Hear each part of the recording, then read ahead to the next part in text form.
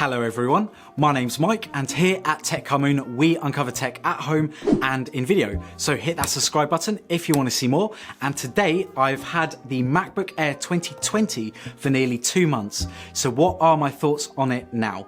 Let's uncover it. Firstly, if you haven't watched my previous video on the MacBook Air 2020, then I would recommend you watch it after you've watched this video, obviously, as I break down things like benchmarks and specs and stuff like this. But in this video, I wanted to talk a little bit about my thoughts on this machine and also answer some questions about thermals and fan speeds, because I know that a lot of you guys wanted to know how this handled in different situations. So we're going to monitor things like the thermals and the fans and the performance. So be sure to watch the whole video right to the end to see what happens and what I think of this machine. The MacBook Air that I have here is the base model with the upgraded i5 1.1 gigahertz quad-core processor for only an extra £100. Now this also has 8 gigabytes of RAM and 256 gigabytes of SSD storage. This model is what I think most people are concerned about when it comes to thermals and performance. Firstly, let's uncover the everyday things that I like about this laptop. Magic Keyboard is definitely still great even after 2 months,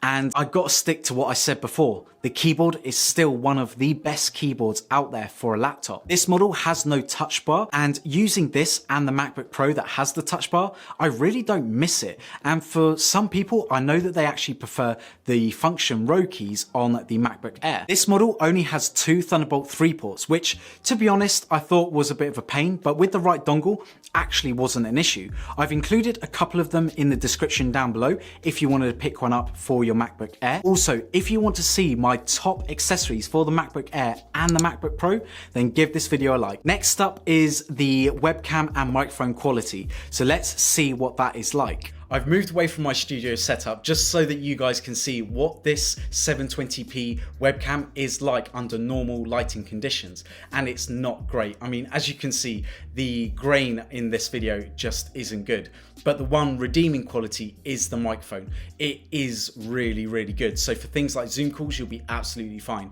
Now, obviously it doesn't match the 16-inch MacBook Pro, but the microphones are good in the MacBook Air, definitely good enough for things like I mentioned, like Zoom calls. Now let's do a quick speaker test, because these speakers are pretty good.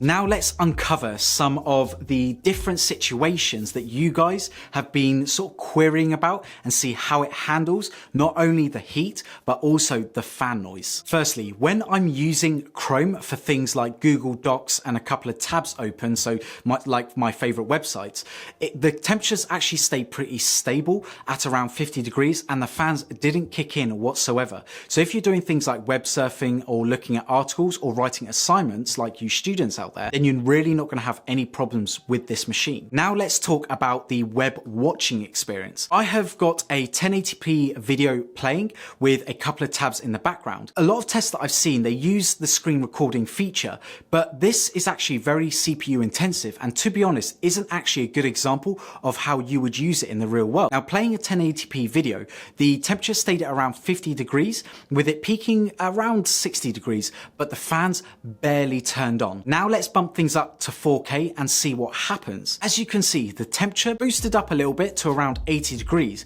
but the fans were actually not that loud. When I did this screen recording with the 4K video, yes, the fans did turn on, but if you're not going to be screen recording and watching videos at the same time, then you should be fine. In Catalina, they did do an update since my first video on this, and I found that the cooling and video playback actually improved. I've said it before and I've said it again. Video editing is still doable on this machine, but be aware that the temperatures do get very high and the fans are audible.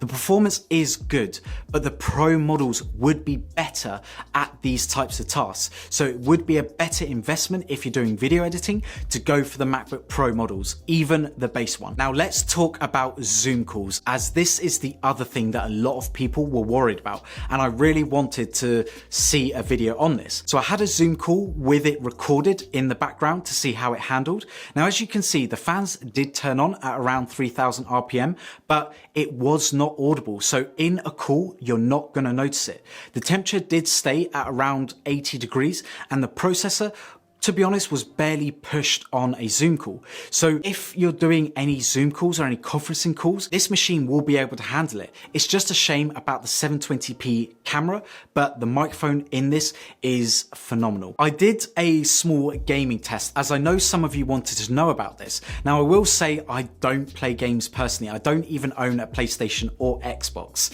Now, when I played this racing game, which was actually pretty cool and pretty easy to play, the temperatures did shoot up to 100 degrees, and the fan speeds were between 5000 to 7000 RPM, which when playing a game was super audible. So if you are playing games, just be aware that the fans are audible, and if you are ever thinking about streaming while playing a game on the MacBook Air, this isn't the machine for you. By the way, here are some fan noise tests so that you know what this laptop sounds like at different speeds, and also so that you know what the tone is like of the fans at those different speeds.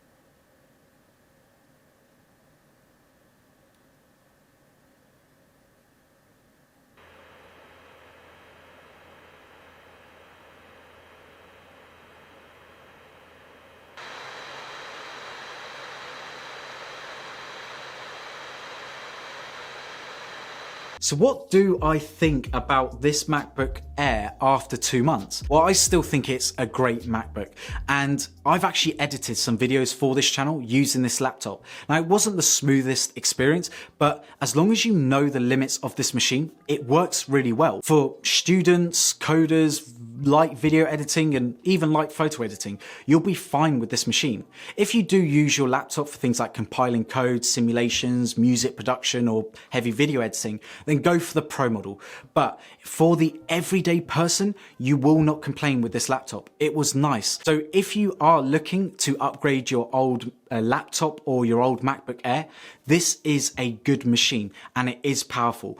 And the thermal issues are really overblown in my experience. Everything that I threw at it, like 4K videos, not just in 4K video editing, but even just watching 4K videos, I didn't see that spike in temperature, and the fans barely were audible. For Zoom calls, you're going to be absolutely fine. You're not going to notice anything on the audio side of things. Yes, the 720p camera isn't brilliant. I would like to see that upgraded, but as an overall machine, this is good. It's easy, it's portable. I mean, everything about it I've just enjoyed, and that's probably the reason why I still keep hanging on to this. But there we have it. As always, this is a discussion, so please comment down below on what you think, and also check out the links in the description below to support the channel. If you haven't already, please follow me on Twitter and Instagram at TechCarMoon. Drop me a like if you've enjoyed this video, and hit that subscribe button if you want to see more. Also, check out these fantastic videos that I created myself if you want to see more of my face. Anyway, everyone, look after yourselves, and I'll see you in the next one. Bye.